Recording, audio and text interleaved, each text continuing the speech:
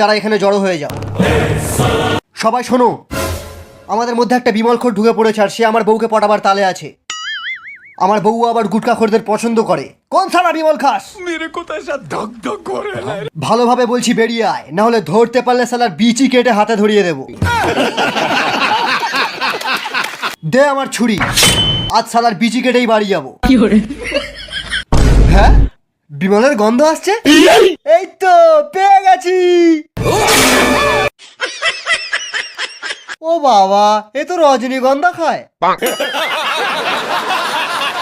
অনেক খুঁজেছি বুঝলে, তবুও বিমল ঘোরটাকে পাওয়া যাচ্ছে না। ছাড়ো, বাদ দাও। আমার হাতে একটু থুতু ফেলো তো। হ্যাঁ, ধরে ফেলেছি, তোমারও থুতুতে বিমলের গন্ধ আছে, তার মানে ও এখানেই আছে।